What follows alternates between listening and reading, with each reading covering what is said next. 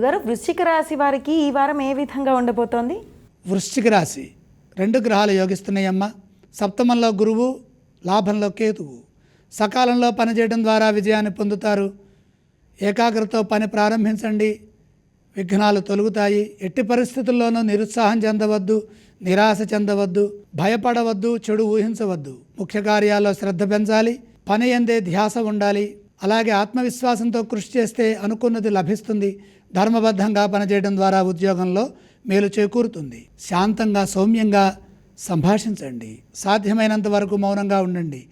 విసుగు చెందకుండా ఓర్పుతో వ్యవహరించండి. సాధ్యాసాధ్యాలను దృష్టిలో పెట్టుకొని కృషిని కొనసాగించండి. మీ సంకల్పం మిమ్మల్ని గెలిపిస్తుంది. కుటుంబ సభ్యుల సలహాలు మేలు చేస్తాయి. మిత్రులతో కలిసి చేసే పనులు విజయవంతమవుతాయి. వారం మధ్యలో ఒక పనిలో శుభం జరుగుతుంది. ఆత్మవిశ్వాసం మిమ్మల్ని ముందుకు నడిపిస్తుంది. నష్టాలు రాకుండా ఉండాలంటే వ్యాపారంలో చురుగ్గా పాల్గొనాలి. పరిస్థితులకు తగ్గట్టుగా నిర్ణయాలు తీసుకొని ముందుకు సాగండి.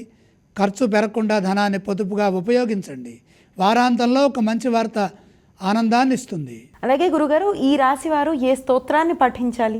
వృశ్చిక రాశి వారు నవగ్రహ శ్లోకాలు చదువుకోవడం మంచిది. గురుగారు, వృశ్చిక రాశి వారు ఏ ఆలయాన్ని సందర్శిస్తే శుభ ఫలితాలు కలుగుతాయి? శివుడిని దర్శించాలి. అలాగే గురుగారు, ఈ రాశి వారు ఏవేవి దానం చేయాలి? నవధాన్యం అగ్నికి అర్పించండి.